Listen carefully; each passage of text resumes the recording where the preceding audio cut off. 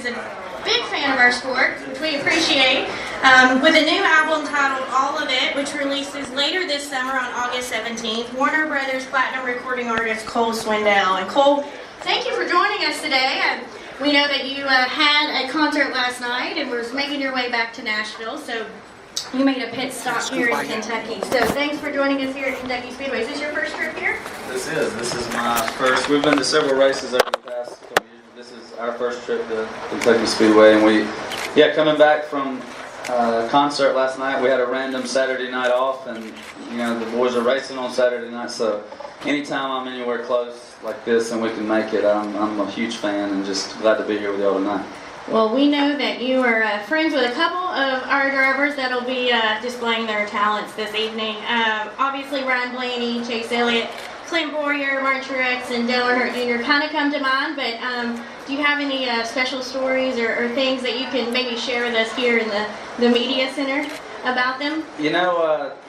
I think we've got stories on all of them. They're, just a lot of great guys, and I know more than just them, but they do come to mind. I'm kind of closer with them. But I remember, the first time I had an interaction with Dale Jr., I have a song that I wrote about losing my father a couple years ago called "You Should Be Here," and I remember him reaching out, just saying that song meant something to him, and me being a sport. That's why I started watching NASCAR with my brothers, with his dad, and Dale Sr., and to just be able to relate to people through music. And I'm a big fan of the sport. I cannot do what they do. I wouldn't want to, but I've had a chance to ride with Blaney and just to be around them.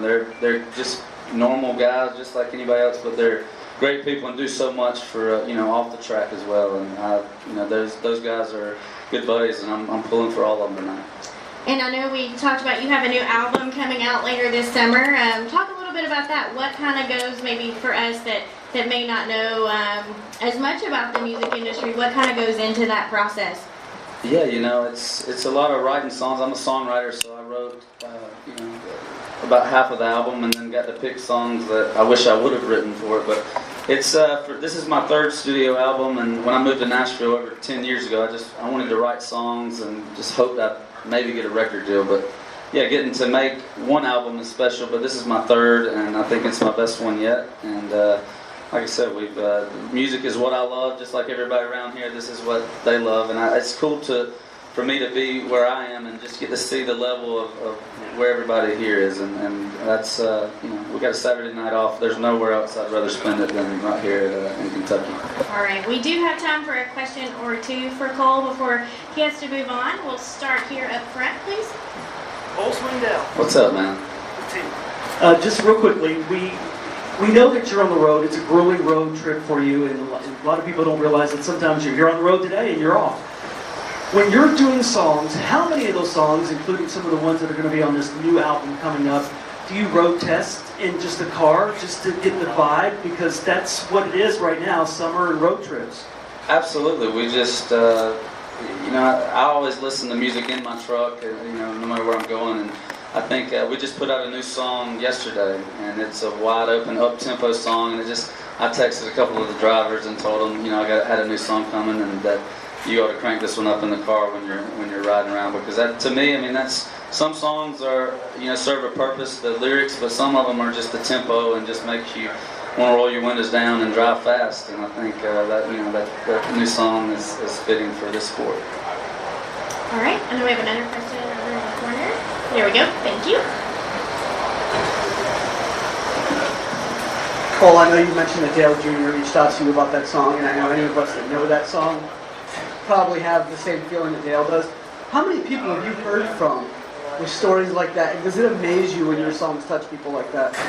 It's by far the coolest thing about my job. And I wish I'd have never had to write that song or write a song about losing someone, but I think no matter what sport you're in, what your profession is, we can all relate to that. And I think that's what music can do. And it's every night. That song will always probably be, I always say, if that's the most special thing I've ever written or the most special thing I've ever been a part of, I'm cool with that, because I know my dad would have been cool, leaving a little early just for me to write a song that has helped so many people. And that's what I feel about these drivers in this sport. It's just a bunch of people that are helping other people, just the way people were raised. And that's I was raised watching this sport, so to be able to have music that relates to not only country music fans but NASCAR drivers and just everybody, that's while I moved to Nashville, and just to have a couple of guys that are, that can relate to it out here and just all over the place. It's a special feeling. Okay, I believe we're going to take a question from the press box. Of all the places that you've traveled visiting the NASCAR circuit, is there a racetrack that you haven't been to yet and you want to, and why? Oh, yeah, absolutely. We were just talking about this. This is going to sound bad, but I haven't been to Daytona yet, and that's one that I certainly want to visit. But this is I don't know exactly how many tracks. This is my first time here, so this is another one off the list for me. And my guys on the bus, we want to hit all the tracks. So hopefully we're going to get to all of them. But I look forward to seeing y'all at some more tracks, and y'all got to come to a show anytime. So you're welcome anytime with us too. You keep it up too much, we're going to have to get you a hard card. Then you have way too much accent. I know. I feel like going to the drivers' meetings, they're going to be like, is this guy working for a team now? He's here I've been to several races, but like I said, I hope they know how much I appreciate what they do, and just it's a part of my growing up and just still being able to be around it. If you'd have told me as a kid I'd be doing this or being in drivers' meetings and hanging with those guys, I would have never believed that. So I'm just honored to be here with all of it.